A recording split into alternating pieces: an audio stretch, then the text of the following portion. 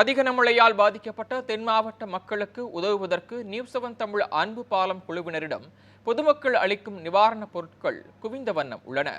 மழை வெள்ளத்தால் பாதிக்கப்பட்ட தென் தமிழக மக்களுக்காக நியூஸ்7 தமிழ் அன்பு பாலம் வாயிலாக மதுரை வில்லாபுரத்தை சேர்ந்த மீனாட்சி கைலி வேஷ்டி உள்ளிட்ட நிவாரணப் பொருட்களை வழங்கினார்.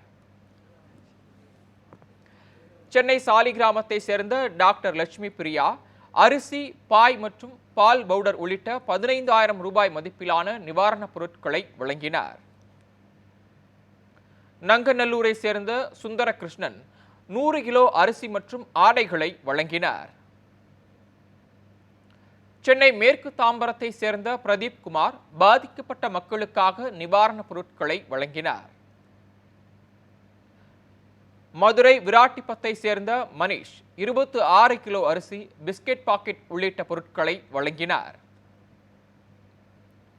சென்னை ராமாபுரத்தை சேர்ந்த சரஸ்வதி பாஸ்கர் வெள்ள நிவாரணத்திற்காக ஆடைகள் வழங்கியுள்ளனர். திண்டுக்கல் சின்னாளப்பட்டியை சேர்ந்த சரவணன் 150க்கும் மேற்பட்ட சுங்குடி சேலை, சுடிதார் உள்ளிட்ட துணிமணிகளை வழங்கியுள்ளார்.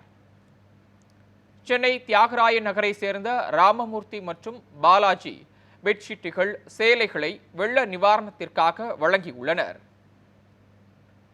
சென்னை அமிஞ்சிகரையை சேர்ந்த வண்ண மலர்கள் திருநங்கை சுய உதவிக்குழு தோழி கூட்டமைப்பு சார்பாக அரிசி, பருப்பு, பேஸ்ட் போன்ற பொருட்களை வெள்ள நிவாரணத்திற்காக வழங்கியுள்ளனர்.